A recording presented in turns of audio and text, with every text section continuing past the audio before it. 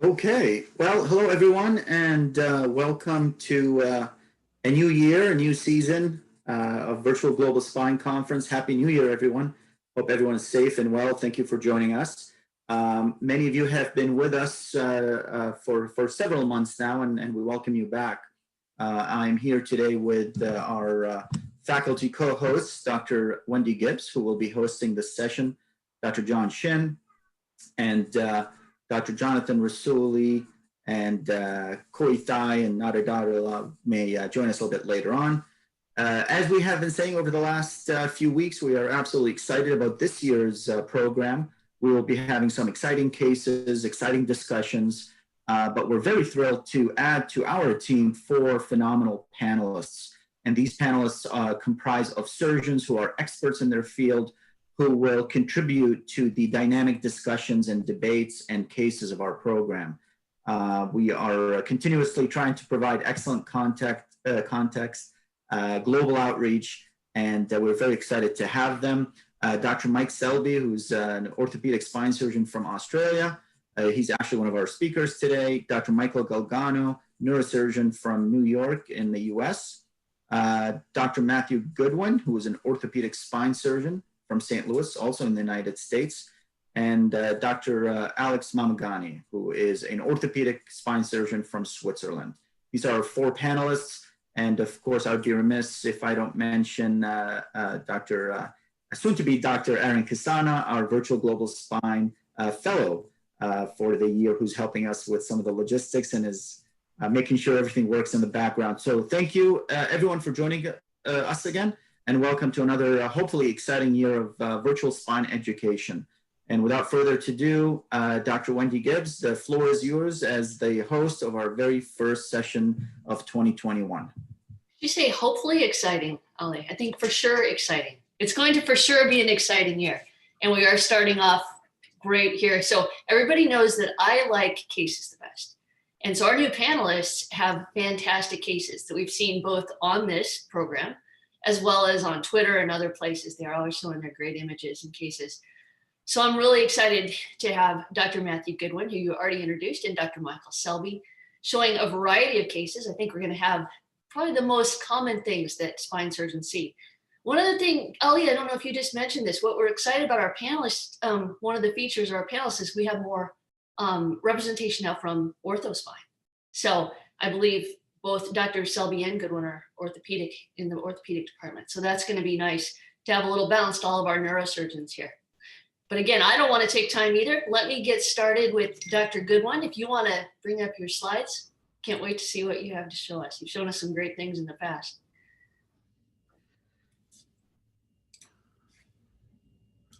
It's a lot of pressure, a lot of pressure. I know.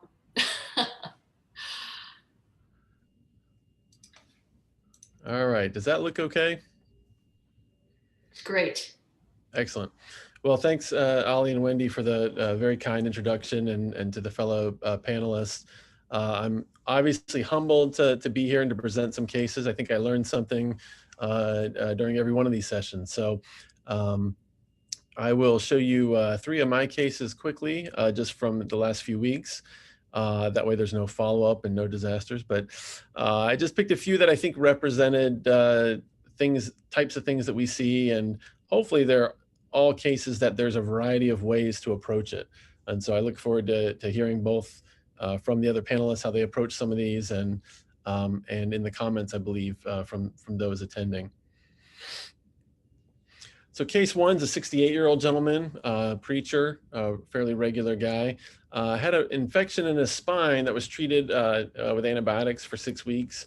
That was all over about 6 months ago. But since then, he's had this progressive difficulty standing up, and you can see he's had collapse through his thoracolumbar junction. What you're seeing is collapse through T10 to T12. He remains intact, but he has a lot of pain, and he's now having trouble getting around. The infection, I'll try to, a lot of these cases, I'm going to try to cut to the chase a little bit so I can hear others talk about their thoughts and how they approach them. But there's no mystery here. The infections, part of this is kind of dumb. His labs have normalized. He's just kind of left with this deformity and with pain. So here's his a few cuts from the MR and from his CT. You know, Wendy, we always like to bother you with the imaging, so I don't know if you want to make a few comments about some of these images here. Well, this one, yeah, and I don't want to take your time because I don't want to keep you all from showing all your cases, but it does look like you've got probably pyogenic discitis. You've got the abnormal signal in these two bodies. I don't know if you just said what levels those are, but two bodies surrounding one disc, pretty good deformity there on the CT. You've got increased density. It looks like it might have been, well, it's hard to tell. Sometimes edema can cause increased density or it can be chronic, but the look of this, I think you've got more of an acute pyogenic infection. That's going to be my guess. Yeah, that's actually a great comment because there was some question about that. He had no other signs of infection at this point, but that's exactly right. You know, there was concern to make sure there was a good debridement that was done during the case. So I guess I'll just put this up there if people want to type, you know, what their thoughts are now for this guy. You know, so he's intact. He's an older guy. He's getting around fine, or he's getting around okay, but not great. He's now using, I think, a walker when I saw him. You know, so is this going to be a non-operative guy, or are you going to help him? And if you're going to help him with surgery, are you thinking of going lateral and then backing it up? Are you thinking of going posterior only, or do you have some other plan?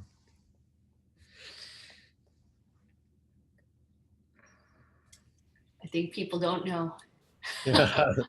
Nobody knows. Just a few quick comments why people respond to that. You know, there's obviously in spine, there's the question of hardware during infection, very different than arthroplasty, of course, we all know. And so, you know, there are several studies out there looking at infection in the spine and if you ever need to remove stuff, when do you remove stuff? And you know, in general, the consensus is if you need stability, then you're going to use hardware, and that's probably okay, right? It's very different. It's a different space than some other places like being in a joint. There's this other question of whether you use allograft, autograft, or a cage, and what kind of cage and what kind of graft. This seems to kind of come up in lots of different areas. So at some point, maybe at the end of this case or during it, I'd love to hear thoughts on this because boy, there are some different opinions out there about this. You know, there are several small studies that are not perfect looking at these issues. There was a review from Vaccaro and his group 2 years ago, basically saying, look, you know, there's no good evidence to suggest allograft is necessarily a bad thing here, even though at least orthopedically, we always think things like, oh, putting a big chunk of dead bone in where there was an infection, maybe not a great idea. You know, I think the overarching theme is that you need to make sure you've done a good debridement and really done a good spine surgery overall. And so I just spoiled it because I went right to what I did. So I'll show you what I did and then maybe have some panelists chime in what they would have done. So I went posterior only at this level. You can see I used fenestrated screws because I wasn't totally sure about how his bone was going to be, especially if I was going to pull him back a little bit. So you can see this is an intraoperative O-arm spin here, which I get because when I put cement through these, I don't do it under fluoro. I get the O-arm, make sure I like my screw position everywhere, make sure I have nice long screws, don't have any breaches, and then I do the cement.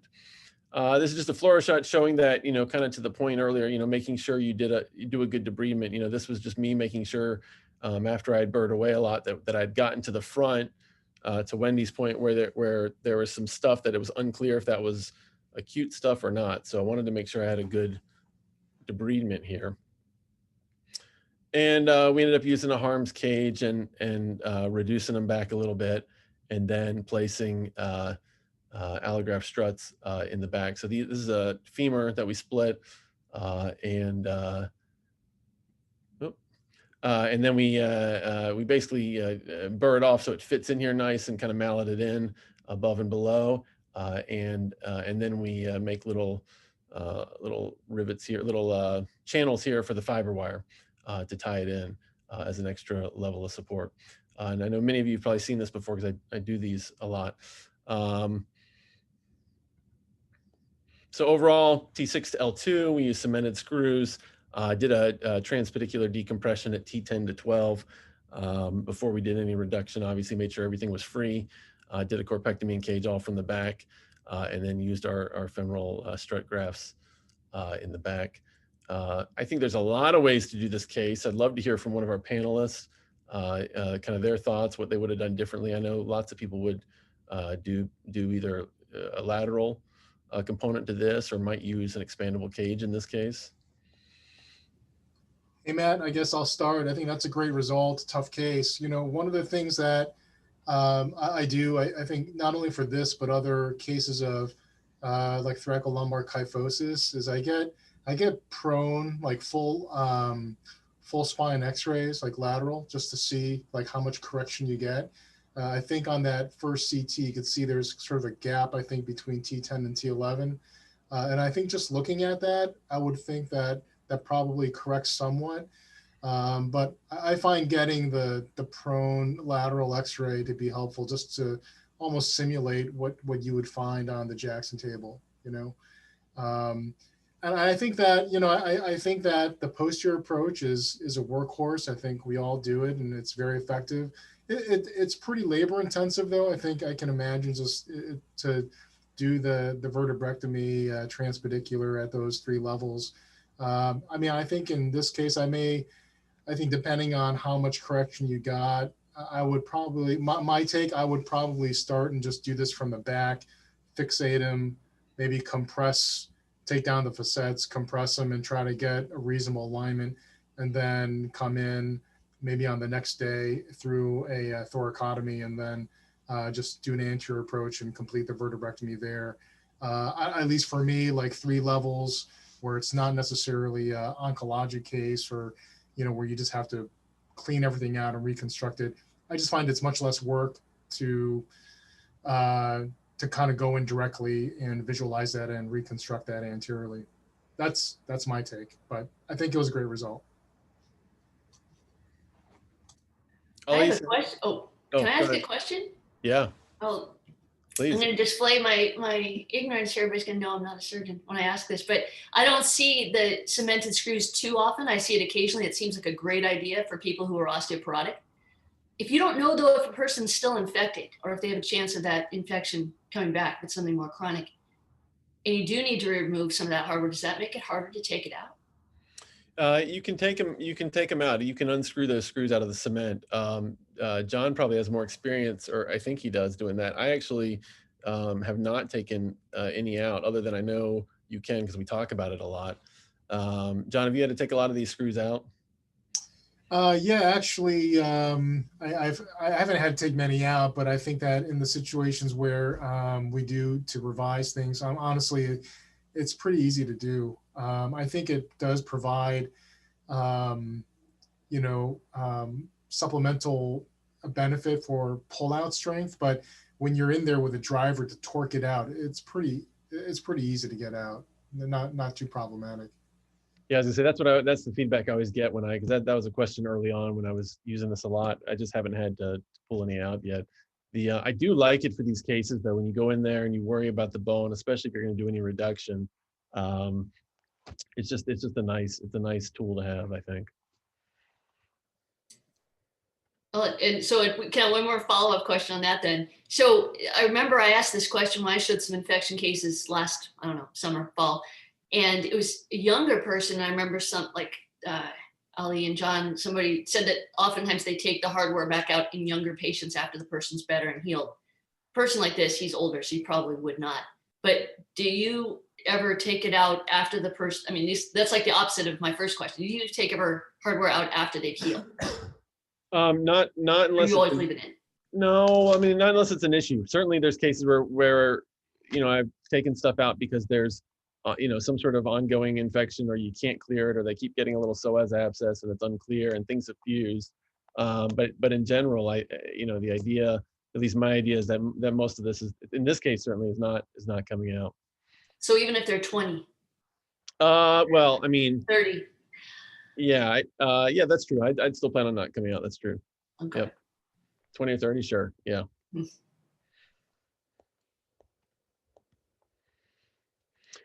All right, so here's a little more, another case that I think there's going to be multiple ways to skin the cat here. So 71-year-old female, difficulty ambulating, leg and back pain, you know, can't ambulate, stand for any period of time, kind of classic neurogenic claudication, but also has a lot of back pain. You has had multiple small things done, several levels of laminotomies, trying to relieve some pain here and there. Not a perfect surgical candidate. She's got RA, she's got osteoporosis. She went on Prolia for a while. Her BMI is 36. She's got some anxiety. Her DEXA now is, negative 1.4, 1.5.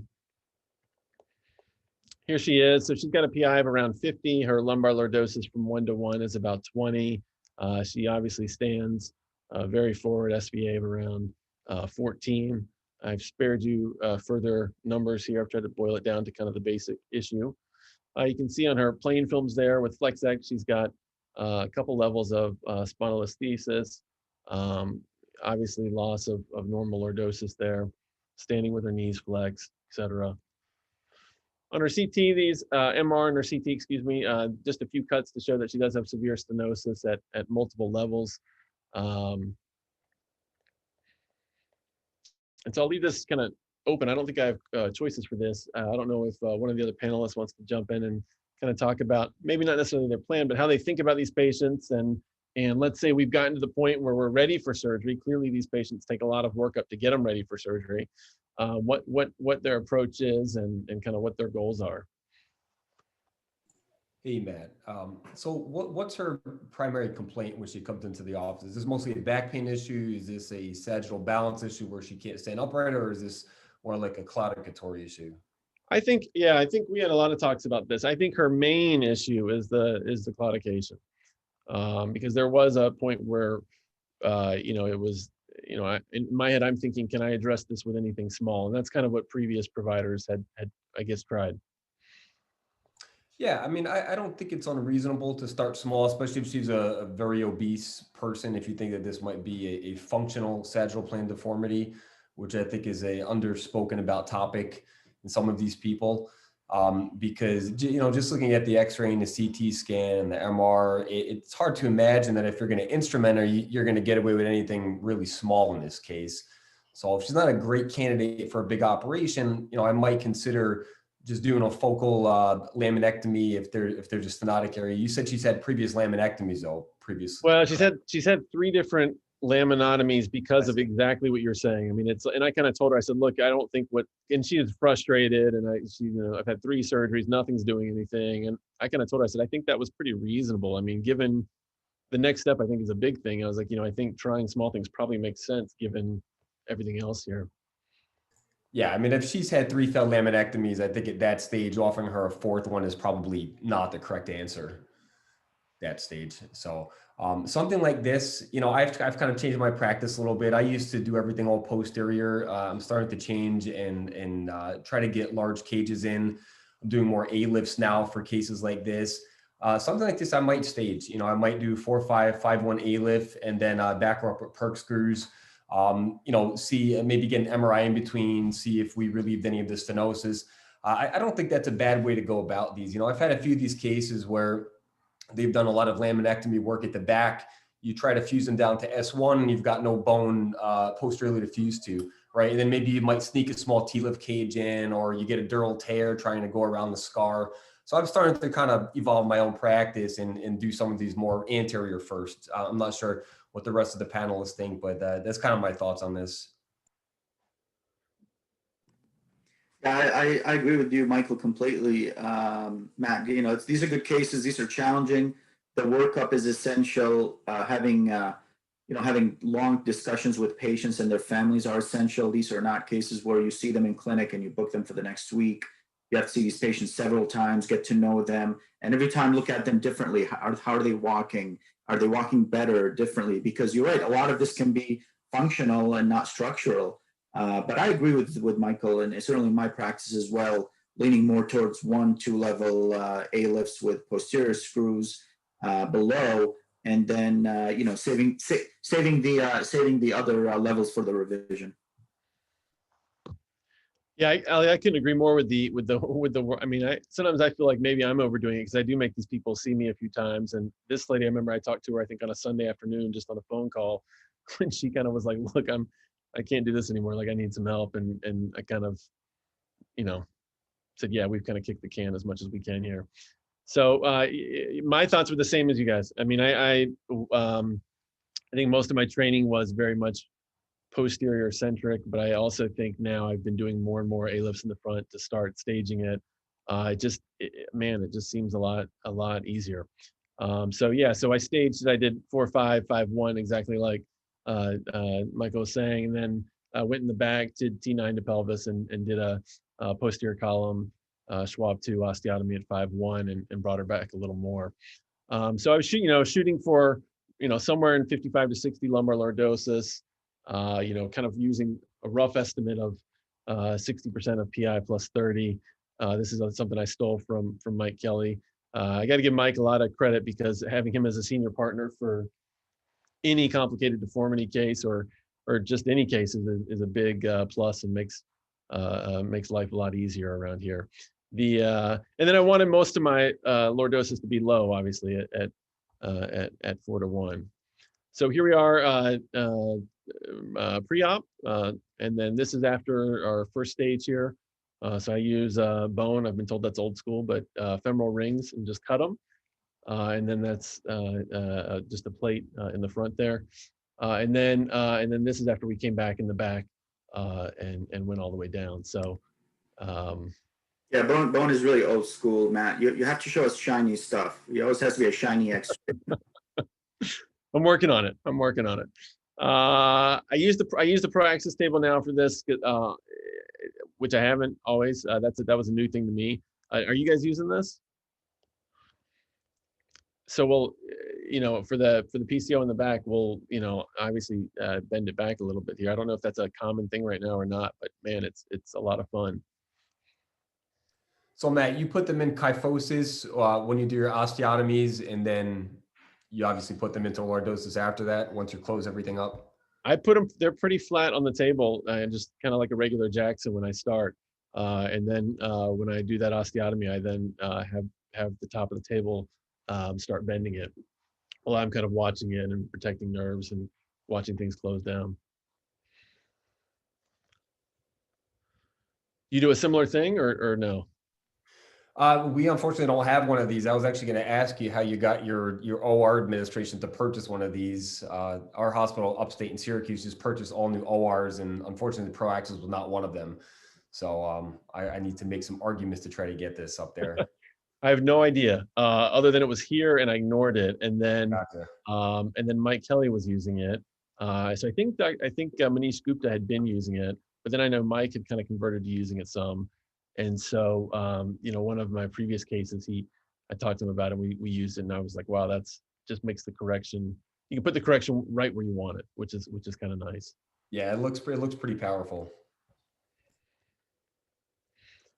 And so this is where we got to. We got pretty close to what we wanted. I think I had her around 58 lordosis on the table, and maybe lost a few degrees standing. But overall, she did really well, and was standing up and was pretty pleased.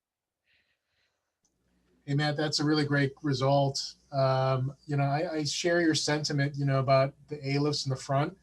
I think, and maybe that's just the natural transition of a lot of us surgeons. When I started, I try to do a lot of this aggressively through osteotomies and T-lifts and hyperlordotic cages and from the back. But to be fair, I would get situations, and I don't think they're unique to my practice, but in these deformity cases, 2 years, 3 years, 4 years out, I would get rod fractures, either unilateral or bilateral.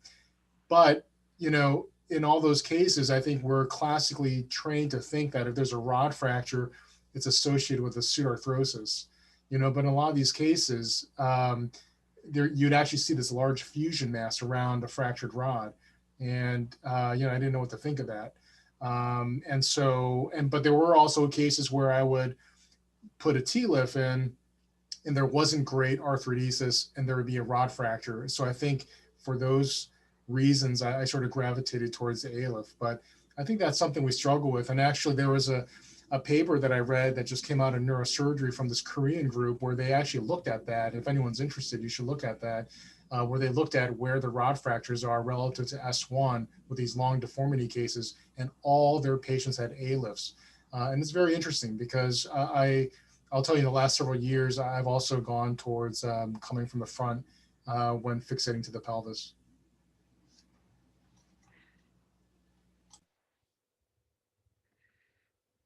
All right, I don't want to block out Dr. Selby here, so we'll be quick on this last one here, and then I'll turn it over. So 56-year-old, I'll cut to the chase here. She's got metastatic small cell lung cancer throughout her spine, pack-a-day smoker. She's intact. She was seen in the ED, comes to me in follow-up with just neck pain, but doing okay. She's in treatment when I see her at that time.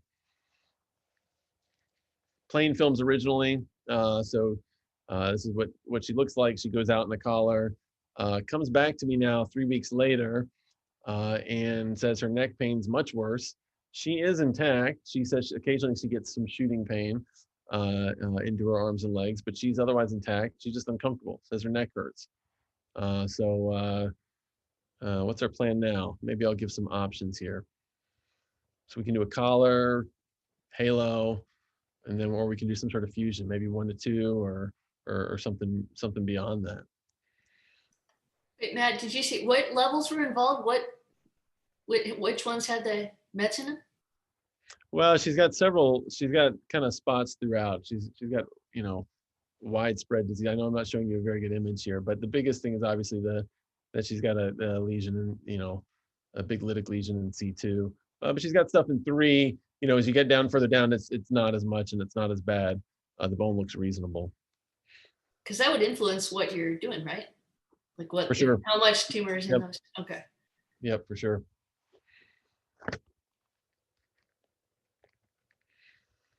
So we get a plan. I'm thinking we're going to do something, and then her oncologist calls me that day and says, "Look, she really can't have surgery now.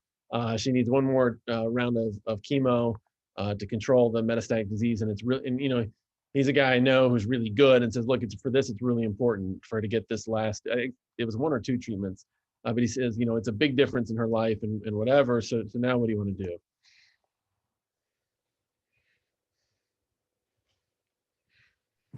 Give some choices here. So Matt, that's a tough choice because it's actually amazing that he or she spoke to you like that. It's unusual, but regardless of how effective the systemic therapy is going to be, I mean, this is in front of your eyes a progressive unstable lesion that something should happen. The onus is on you, not on the oncology service. So that's a tough one, but I would probably opt towards surgical stabilization.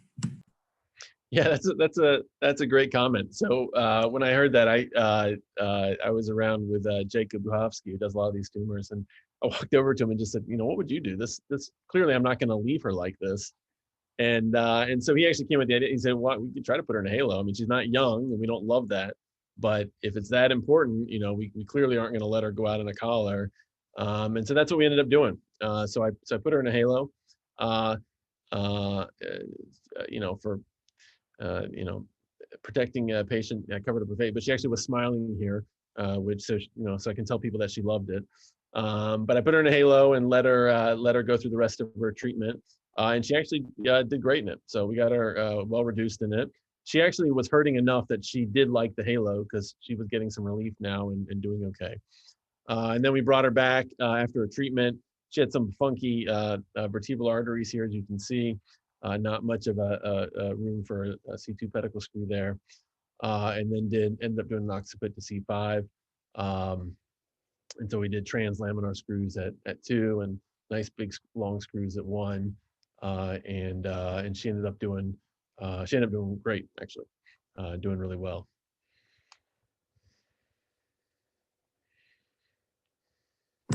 Nice. That's a tough case, Matt. We a very, very, very nicely handled. That I mean, I'm personally not a big fan of the halo at all, and I know you're not either, and most of us are not in the elderly population. But perhaps that is something to keep in mind. We know that we can apply a halo in somebody who needs surgery, but they're medically unstable. So just to get them through that period until they're medically fit for surgery, and this one, until she's oncologically fit for surgery. That's a really nice application of it, to be honest with you. So that's a great case. Hey Matt, did you take her up to the occiput because C1 had some disease in it as well? Yeah, and I wasn't super confident in her bone in general. I mean, she had kind of not great bone throughout. So yeah, that's right. Makes sense. That's what I was going to ask. Is she she can't bend her head forward, right? Is she in that position, or are you able to move your neck when you have that particular? She can. I mean, she can a little bit, just because she's got a little bit at the very bottom, but not very much. But I'll tell you, she's it's amazing when they have so much pain before how grateful they are to be out of that pain. Yeah. She really has done great, and she's was not a great surgical candidate, has got widespread disease, and she's incredibly grateful. But yeah, pretty fixed. And I've been for most of these people, I had her, we kept a very close eye on her. I don't like the halo, just like we were saying. And so we had multiple x-rays. We adjusted it a couple times, and it was actually kind of nice because I always worry about getting their head straight and then getting them where they want to look. And and she's pretty short, and so I always worry about the short people, me putting them where I think they should be, so they 0 or 10 degrees down so they can see their feet go downstairs. But then I hear some of them complain about not being able to talk to people and doing this. So one thing that was nice with her is I was able to make some adjustments and ask her where she liked being, as she was wearing the halo, and get her, got some films of exactly where she was. And so she loved where we ended up, which was fortunate for us. So with that, I will turn it over to my colleague. Those are great cases. Thanks so much, Matt. And if any of those have follow-up in 2 or 3 weeks, we'll be looking forward to some more fun stories. Those weren't as fun as your last ones that you had follow-up on, but let's move on to Matt Selby now. Sorry, Mike Selby. Matt, I've got him looking at Matt right in front of me. Thanks, Wendy and team. While I load this up, I'm just going to ask Matt, does he use the articulating rods for his occipitocervical fusions? They've got the little articulation where the occipital rod part goes into the cervical part. Would you just bend them out, or do you use pre-contoured? What do you do for those? I've used those rods. I think this came up at some point recently, but and in fact I think I had them out during this case because they're nice, but I think I couldn't make it to the C1 connection, and so I couldn't really use them. But I do try to use that. I will use kind of big screws and let those C1s kind of hang out a little bit so I don't have to futz so much when I bend that rod. Yeah, it can be a bit fiddly like Meccano, those cases. Actually, with NAV, it can be quicker to get the screws in than to actually get the rod connected up, I find, in some of those constructs. So, all right. So we're lucky enough in Australia that it's bright and sunny and morning here. I've got a few cases to go through with you, and the first one's actually a fresh one, like some of Matt's cases. This is a patient operated on last weekend when I was on call, and so this is a cervical trauma case. He's 28-year-old, very heavy-set guy. His BMI is 35, and he's a big bloke, and he's had a motor vehicle rollover in the desert. He's neurologically intact, with the exception of grade 3 out of 5 power in both C8 and T1 bilaterally. And he's been retrieved to my hospital, and he arrives about 48 hours after injury. He's conscious and cooperative when he lobs up. So I won't dwell too much on all the other clinical details, but needless to say, he was out visiting this big rock in the middle of Australia called Uluru. It's a real natural tourist attraction. A lot of people drive out there and they go over these, there's some sealed road parts and unsealed road, and a lot of people roll their cars getting out there or getting around there, which is what happened to him. So the red dot on the middle map is Alice Springs, which is the biggest nearest town, about 20,000 people, does have a reasonable hospital with an MRI scanner in it. And he was out 4.5 hours drive. So to the left down there, 4.5 hours drive away. And they retrieved him to Alice Springs. They didn't realize how serious the injury was because he was grossly intact, and they couldn't actually see it on a plain radiograph. So by the time they got a CT scan and worked out what was going on, he was already almost 24 hours after injury. And then to fly him down to Adelaide, where I am, it's about a 2-hour flight, retrieval flight. And so that was all done. But unlike, say, the US or Europe, that entire middle section of Australia you see in the shaded yellow there has no spine surgeons. So there's no one there. There's really just the very north of Australia, there are one or two guys that do some basic neurosurgery. And aside from that, every spine surgeon is on the coast. And so our patients can travel fairly long distances to get to us. So he's lobbed up 48 hours afterwards to my hospital with this CT scan. So a bifacettal fracture dislocation. Now, we got him an MRI at our hospital. We didn't make him go through one up there. And this is his MRI scan. So this guy amazingly is intact. I mean, I think he's been very lucky. That's the first thing. And then he survived quite a long transfer over rough roads and then air transfer down to us. And he's still basically neurologically intact with the exception of a partial root deficit. So I'm going to do a little poll, look at the traction, whether you do some traction or whether you wouldn't, and when you take him to the operating theatre. If you guys want to put your answers in. While we're polling that, I'll pick on Ali and ask him what he's going to do. Thanks, Mike. Always challenging cases. You know, the question of traction has come up a lot in these discussions, and I think a lot of us feel that you know, these days with how expeditiously you can get patients to the OR and how quickly you can do things intraoperatively, I would probably take him straight to the OR. I would not do preoperative traction. I can tell you when I was in training, not too long ago, but more than 10 years ago, when I was in training, we used to put these patients in traction, sit on them for a day or two, and then take them to surgery. I believe now that I don't want to say the standard, but common practice is to operate urgently on these and reduce intraoperatively, whether with traction or surgical manipulation. Let me ask you, Ali. So this guy just survived how many days, Mike, of traveling and flying and driving? 2 days, yeah. And he's 2 still days. intact. He doesn't. You said just barely a little bit of loss of motor, C8 or something like that, right? So, nerve root deficit of C8 and T1, and only partial. So he's 3 out of made 5 it this have. long, Ali. Why the rush tonight on Saturday night when Mike's on call and has 100 other things to do? There's something about the hospital. People get sick in the hospital, okay? Let's get them back. Yeah. Okay. But yes, I mean, he did pass the test for sure, which is very reassuring. But I mean, listen, let's be honest, right? If this patient came in at, say, 8, 9, 10 p.m., and you know that in your hospital, in your institution, the safest thing to do is to do the case first thing in the morning with the neurooperative team that you know, the OR team that you know, yes, that's totally okay. But if it's Saturday, 1 p.m., to wait till Monday is not really a good excuse, unless you feel that to the patient's benefit is to wait for what we call, I don't want to say the A team, but the team that you know, and that's a spine team. So it's all about patient safety, but the standard is to go sooner than later. What do the other guys think? Matt, John, I see Alex here as well. What do you guys do in your institutions for these? Oh, I agree 100%. I think that's exactly right. I mean, I think it comes in, I think that's something that I feel like I'm still learning all the time is, something comes in at a certain time. And, if you're cutting skin at 2 or 3 in the morning, depending on what it is, or 3 or 4, then you start thinking, gosh, it probably would have made a lot, probably would have been better to have my spine team here, right? And not. So I think you're exactly right. It's trying to figure out the safest and best way to do it.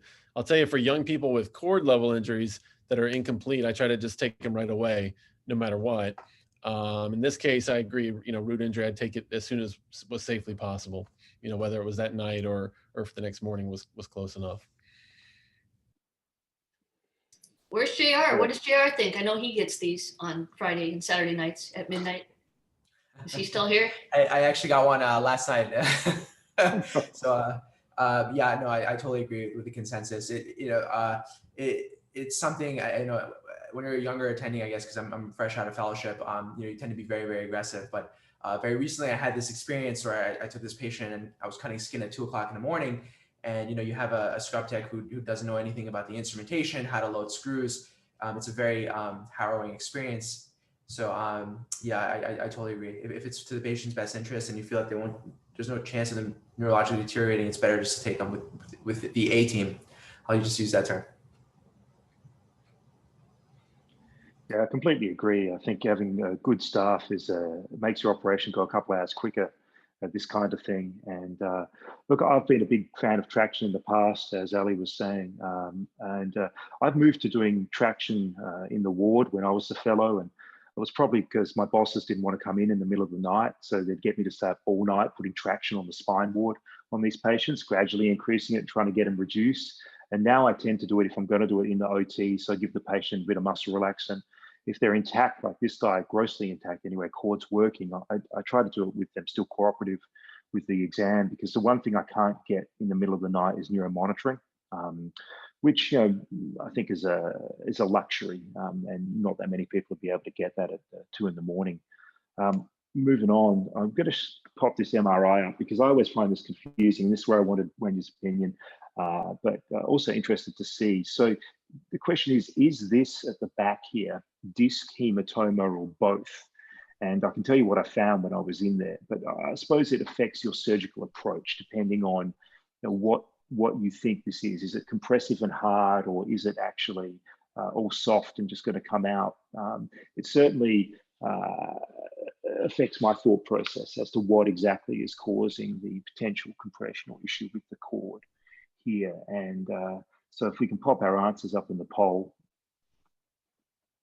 Yeah, let me ask you while people are answering. It looks like your posterior longitudinal ligament is intact there, holding everything in, right? Well, there was no disruption on any other slice or anything, right? Yeah, no gross disruption. And that was what was really interesting, is that ALL was completely disrupted here. And you can see the sort of edema tracking up and down. But yeah, I've obviously done this case. And when we went in there, the PLL wasn't completely intact, but there was certainly about 50% of it was looking, was running long, it wasn't ruptured. So there was a partial PLL rupture basically. But that was all disc material behind the back there, all contained disc. Yeah, it's interesting because when we see these in the lumbar spine, and it's not trauma, it's more like an acute disc or something, it's hard to tell, but usually the hemorrhage is a little bit more ill-defined, don't have margins around it. It's kind of hazy. It's a little bit more gray than a disc. But I would think in a case like this, you've got an injured disc, it's going to be hard to know how much is disc and how much is hemorrhage, because you probably got both in there, right? Yeah, it's a combination, but there were large disc fragments at the back of this disc space when I did the case. So this was and you can sort of get an impression on the MRI, just another issue with this patient is how big they were. And so they're actually quite a heavy set, large male patient. And it was a real struggle to visualize C7T1 on plain radiographs and fluoroscopy. So I took him to theatre and I tried a bit of traction with him awake, just to see if I could reduce this at all, because my approach to this is very much to try to get them reduced if possible, whilst able to cooperate with a neurological exam if they're grossly intact, like this guy was. But I was unable to reduce him with up to 45 pounds of traction. And in addition, even pulling the arms down, I could not see on fluoroscopy. So I'm lucky enough to have an O-arm. I called it in and did some low dose O-arm picks. So this is a low dose O-arm pick showing 45 pounds of traction. And I was unable to reduce him even with flexion and really trying hard. And that was a function of, I think, his size and also that he'd been out for 48 hours. So now what would people do? Would they go back alone? Would they go back front or front back front? I'm interested in what people think. Mike, I was just going to jump in real quick and just say that, you're very, I give you a lot of credit for at least trying to reduce him, but I agree with what you said at the end. And bigger patients, the lower down, I just skip that at this point. I know it's not going to, work, to be honest with you. C6-7, C7T1, you need so much force to reduce them. Now, I would still put them in traction because that will help once I release facets, disc, that will still, facilitate the intraoperative reduction. But I've stopped trying to preoperatively reduce them at the lower levels. Yeah. So Dr. Selby, it's... Oh, yeah. Oh, hey, it's Koithan speaking. Do you use the location of the sternum in your decision-making as to whether C7 to T1 is accessible from the front? I use that more at T2. I've never really found a problem with the sternal location for C7, T1, unless they're really kyphotic or have a major deformity. And so, not something I look at too much, but I think it's something you can usually see on your scout CT scan fairly well. But yeah, I didn't really look at it in this particular case. I was pretty confident I could get there and get decent exposure. But yeah, something I've just never run into before. Certainly going down to T2, I'll look at it. And yeah, the sternal split is probably too morbid in this kind of case. So I don't ever want to look at that anteriorly below that. But yeah, I just, yeah, not something I look at routinely. I don't know, do other people look at that routinely for C7T1? No. Yeah, so to Ali's comment before, I have been able to reduce at 6, 7, 7T1, sometimes with traction, but I think the combination of this patient meant size and the length of time he was locked meant that it was almost doomed to fail. And I gave it about 35 minutes in the operating theatre. So it wasn't something that took a horrendously long amount of time, just to see if he was going to be able to tolerate, be able to reduce. But yeah, it became pretty apparent he wasn't. So we put him to sleep and did his surgery. What's the majority of people saying, Wendy, in terms of how approach? Well, we've got everything here, I think. We've got C's and B's and A's. Every bit of everything. Okay. So I suppose I'm always a bit concerned, particularly in a completely intact patient, that if I go back, that there's going to be a potential issue if I don't clear the anterior disc first. And I recognize that that's really controversial. But I went and actually did a front-back front on this patient. So did a C7T1 ACDF, iliac crest bone graft, and fixed the plate to C7 only. And then flipped him, did a posterior O-arm navigated instrumentation, C7T1 fascectomy and reduction, and then had a bit of iliac crest graft and allograft to put there, and then flipped him back over and did the anterior completion of fixation, just 2 extra screws in that vertebral body, and that's his alignment there in the bottom right corner. And this is an intraoperative video. Sorry, it's a bit loud.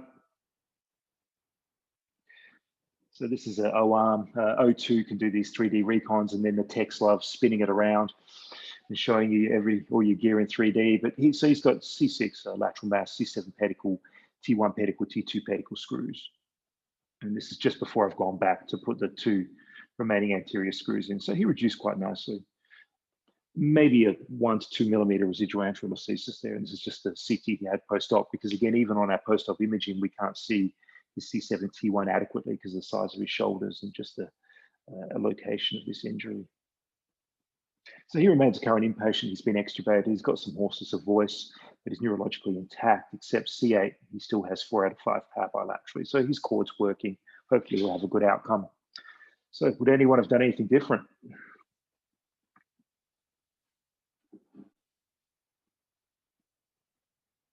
Wait, Mike, so going back for a sec, did you operate that night right when he came in emergently?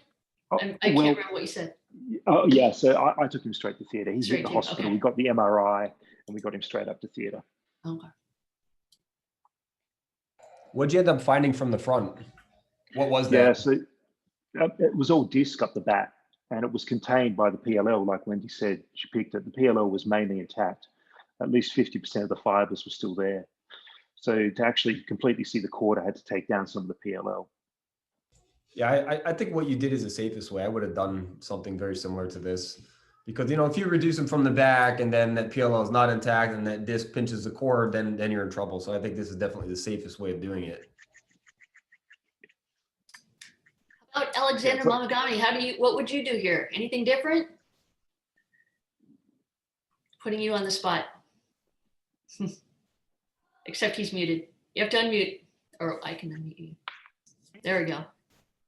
So I think it was really good. I must say, to do this surgery at night would be really challenging. This would destroy the whole night.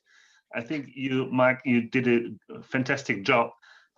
All these pedicle screws in C7 at night in an emergency setting, you have to be 100% alert and awake for doing this procedure. I would do it from posterior, and I would leave the pedicle screws in C7. I would go maybe 1 level more above and 1 level more below to have a good posterior construct. And this would be my emergency surgery at night. I would stage it. Perhaps I would do anterior fusion as well if the posterior construct is not so so strong. But I think in the emergency setting, I would only have done it from posterior at night and then staged from the front. Our patients here in Switzerland are very fine with staged surgeries. They don't want everything in one surgery, and they accept it. And I don't have problems with staging these surgeries. How long did it take to do anterior posterior? It took 8 hours, and we got started about 6 p.m. So I knew this patient was coming because they called us from the hospital because he was retrieved. It took such a long time to get there, and so I managed to have an afternoon nap before, and so that was quite effective. I was able to keep my focus until 2 in the morning, so it wasn't too bad. But I think there's no right answer here, and fortunately, this chap's ended up with a good outcome so far. So I'll try and post the films when he's all fused long term. Let you guys know how he's going. I've got another quick, well, not a quick case, but just a case to put up if people are interested. Changing pace a little bit from trauma. So this is an idiopathic scoliosis case, which is one of the my other things that keep me up at night, more thinking about what to do than actually operating. And this is a 14-year-old female with progressive scoliosis. She's got a right thoracic 56-degree curve. She's got a left thoracolumbar 50-degree curve. She's just about to close her triradiate cartilage, and she's RISA 0 premenarchal. She's a very keen dancer, and so she's a high-level ballet dancer, 3-4 times a week, regularly training, and she's got a normal MRI. So these are her side bending films. In the EOS scan, I find the side benders are often a little suboptimal, but her thoracic curve corrects down to about 30 to 35 degrees, and her lumbar curve corrects down to 18 degrees, and that's a hand radiograph. And so her Sanders classification is a 3.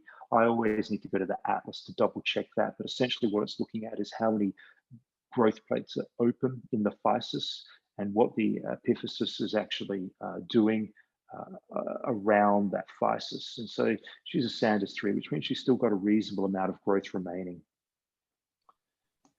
So options for this patient: bracing, posterior spinal fusion, basically taking in both curves. And she's got really that old Lenke double major kind of pattern. And although the lumbar curve remains flexible, being above 50 degrees, to my mind, that's still a structural curve.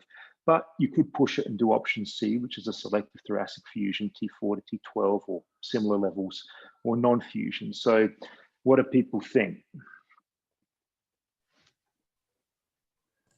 Hey, Mike, I worry about doing a selective thoracic fusion on a young lady like this. It may be tempting, but you said she's only a RISA 0, right? So she still has a fair amount of growth left. So I'm concerned that if you stop at T12 at some point in the near future, she may crankshaft on you and progress that curve distally. Yeah, completely agree. Completely agree. I think there's a real risk in a selective thoracic fusion in this case because of the magnitude of the lumbar curve and also because of the degree of rotation of each curve, which I've sort of skipped over. But if you look at it, she's got very similarly rotated curves. And so I think almost these curves are somewhat driving each other rather than the thoracic curve, particularly driving the lumbar curve. So you would lean towards a posterior fusion, is that right? B, option B? In my practice, I don't do much in the way of vertebral body tethering. I'm not sure what any of the other panelists would think as far as that's concerned. But I do think that's not a bad option too in a young lady this age. Yeah. Look, I mean, we had a long chat about it. She's a very keen dancer. And I think, I found that selective thoracic fusion is an awesome operation. But the lower we go in the lumbar spine, the more patients will lose that potential motion going in the future. And she's actually a good candidate otherwise for VBT. So that's the path we chose to go down. And I did a 2-stage. So stage 1 was a lumbar tethering. And when you do this, you can use several approaches. You do the big Australian shark bite. You do a kind of mini open, or you can do MIS using the trans-psoas approach. And I've tended to lean towards a combination of mini open for the T11, 12, L1 screws, and then L2, 1, 2, 3, do a trans-psoas approach. So this is what we're able to achieve with her first stage surgery, addressing the left thoracolumbar curve. And these are just laterally placed screws with a staple and a tether running through them that's then tensioned on table. And as her lumbar curve was flexible on table, we've essentially got her straight. When patients stand up after this, they will lose about 10 degrees or so due to the flexibility within the cord and the spine. But this was done with a combo of a MIS, a transpsoas approach under neuromonitoring, and a little mini open, mini thoracotomy with the lung partially deflated. This is one of my early cases. I don't always deflate the lung these days, but I just highlight the psoas position here. And when you're doing tethering in the lumbar spine in particular, one of the concerns is about getting the screws too anteriorly. So actually then kyphosing the lumbar spine. So if you're going with a traditional anterior approach, you may end up going sort of not peeling back psoas adequately. I think the transpsoas approach is a real asset for this, and it's relatively simple and straightforward if you're familiar with lateral surgery. This was a thoracic VBT, single screw construct placed mainly under fluoroscopy and overlapping with the most distal screw there into T11. So this is a T5 to T11 construct. We compressed her down. So this is where we got her first EOS scan. This is a few weeks after, and she's looking pretty good here. 56 down to 25 and 50 down to 18, and a well-balanced spine and reasonable thoracic kyphosis. And then I was a little concerned about the 3-4 tilt here, but further follow-up at a year, the 3-4 tilt has ironed itself out. She's got a 21-degree thoracic curve and about a 15-degree lumbar curve. So she's looking pretty good. So I think VBT for this young lady's worked quite well. And that won't work like this for absolutely every patient. And we're still working out when the best time to do it is. And still in the best of hands, 20 to 30% tether breakage rate. They're not all clinically significant. But I think this is an evolving technique that people will keen to hear more about. It's very useful for these double curves. I know we're running short of time, so I'll stop there and take any questions. Mike, thank you so much. That was really excellent. We're hearing a lot more about VBT, and I'm really glad you got to show a case. I have a technical question. When you put in these screws into the lateral vertebral body at multiple levels, are you going out of your way to preserve the segmentals, or if they're in the way you take them? What do you guys do with the segmentals when you're doing these multi-level constructs? It depends on the size of the patient, but the segmentals, particularly at that T11, where you've got one screw each side, I really try to preserve the segmentals on at least one side. And you can usually use the harmonic scalpel or similar devices to basically just peel off the margin of the rib head. I have to take a video of it and put it up because you sort of peel everything back subperiosteally, and you can usually preserve the vessels at least on one side there. And that way you're potentially preserving blood supply to the cord. Another thing about this technique is that you're not doing big corrections with it, and most of these kids are pretty flexible. So again, the vascular supply of the cord is probably at less risk than a big correction operation.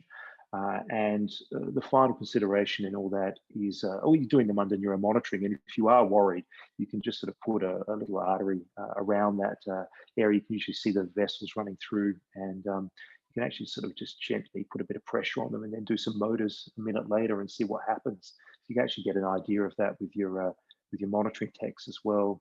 So it's always a consideration, but haven't found it to be a problem yet. Haven't done enough cases though to run into those sort of issues. And I know some other people have. All right, any more questions? Hey, Mike, I have a question. I'm curious, are you getting most of your correction at the index operation, or are you seeing that these adolescents will continue to correct over time? Yeah, so that's a real balance. And I think if you're operating on someone, this girl was 14 and she was Sanders 3 going on Sanders 4. So if you're operating on a Sanders 2 patient who's a lot less mature, you have to be careful about overcorrection. And the exact kind of sweet spot for that is really an individual patient and an art, not a science at the moment. So I look at their age and maturity and how much correction is likely to be required. Overcorrection isn't a disaster, but you really don't want to put people through repeat surgery unless you absolutely have to. That said, most of these patients are well consented for the fact that there's still at least a 30% tether breakage rate and up to a 50% reoperation rate for these cases. And it's not usually my primary recommendation. Often, patients are actually seeking this out.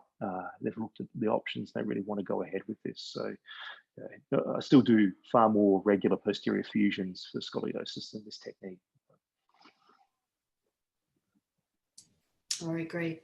All right, so we're at the top of the hour now. Thanks so much, you guys. Those were fantastic cases, as always. And next week, Ali, do you know who it's going to be and what the topic's going to be? Yeah, absolutely. Yep. Dr. Than Khoi, one of our faculty co-hosts, is hosting next week.